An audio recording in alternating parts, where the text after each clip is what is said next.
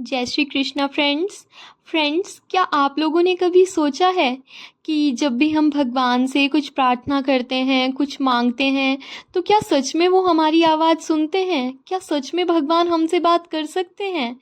तो आज की ये जो सच्ची घटना मैं आप लोगों के साथ में शेयर कर रही हूँ, ये एक ऐसे भक्त की है जिन्होंने अपने लड्डू गोपाल जी से बात भी की और उन्हें उनकी बात का जवाब भी मिला।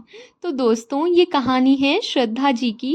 वो एक आम सी हाउसवाइफ हैं जो हर दिन की तरह सुबह उठकर घर का काम किया करती, बच्चों को स्कूल भेजती, पति को टिफ़िन देती और फिर अपने छोटे से मंदिर में जाकर लड्डू गोपाल जी की बहुत सारी, बहुत प्रेम से, बहुत प्यार से सेवा किया करती। उनका जीवन बहुत ही सिंपल सा था, लेकिन उनका सबसे प्यारा रिश्ता था उनके लड्डू गोपाल जी से। हर रोज़ वो लड्डू गोपाल जी को बहुत प्यार से नहलाती, उन्हें नए नए कपड़े पहनाती, उन्हें बहुत प्यार से भोग लगाती और उनसे बहुत सारी बातें किया करती।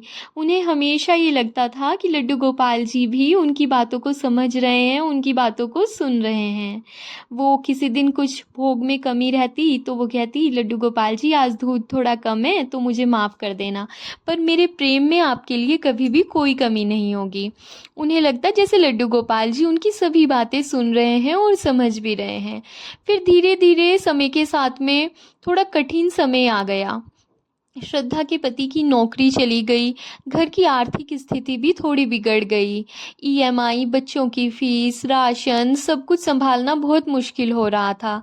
घर में झगड़े भी शुरू हो गए, रिश्तेदार ताने मारने लगे, लेकिन श्रद्धा जी हर दिन अपने गोपाल जी से बात करती रही। वो बहुत परेशान रहती थी, अपने गोपाल जी से बोलती थी, मेरे कान्हा आपने मेरा साथ क्यों छोड़ दिया? अब तो आप मुस्कुराते भी नहीं हो। उनकी आंखों से आंसू बहते रहते और गोपाल जी की भी मुस्कान कहीं छुप सी गई थी। एक रात जब श्रद्धा जी बहुत टूट चुकी थी, वो गोपाल जी के सामने बैठ गई और बोली, अगर आप सच में हो तो कुछ कहो, मुझसे एक बार बात करो, वरना मैं समझ जाऊंगी कि ये सब मेरा भ्रम था। वो बहुत देर तक रोती रही और फिर रोते रोते उसी मंदिर के सामने थक कर सो गई। रात के करीब 2 बजे थे। श्रद्धा जी को एक हल्की सी आवाज़ सुनाई दी, माँ माँ, रो मत माँ, मैं हूँ ना। उन्होंने चौंक कर आंखें खोली तो कोई भी नहीं था, लेकिन उनके कानों में वो आवाज़ अभी तक गूंज रही थी, मैं हूँ माँ, तू चिंता मत कर, सब ठीक होगा। उन्होंने चारों ओर देखा, लड्डू गोपाल जी की मूर्ति में फिर से एक हल्की सी मुस्कान जैसे और गहरी हो गई थी। उसे विश्वास हो गया, मेरे गोपाल जी ने मुझसे बात की है। अगले ही दिन एक पुराना दोस्त श्रद्धा से मिलने के लिए आया। उसे एक नौकरी का ऑफ़र दिया और उनके पति को भी नौकरी के बारे में कुछ इन्फॉर्मेशन दी। कुछ ही हफ्तों में घर की हालत सुधरने लगी।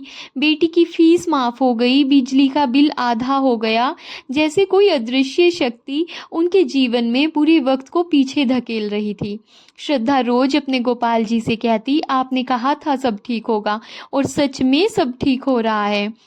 अब वो सिर्फ सेवा नहीं करती थी, अब वो बातें और ज़्यादा करने लगी थी।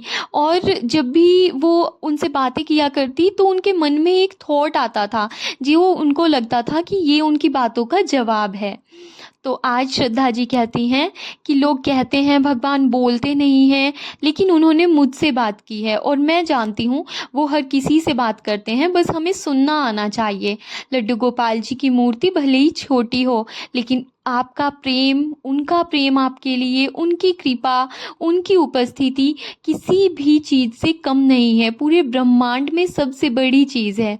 अगर आपको भी कभी कोई ऐसा अनुभव हुआ है तो नीचे कमेंट करके ज़रूर बताएं, और अगर आज तक नहीं हुआ तो लड्डू गोपाल जी से बात करके देखिए, शायद आज रात आपको भी एक कहानी मिल जाए, किसी को बताने के लिए, किसी को सुनाने के लिए। जय श्री राधे, जय श्री कृष्णा। Thank you.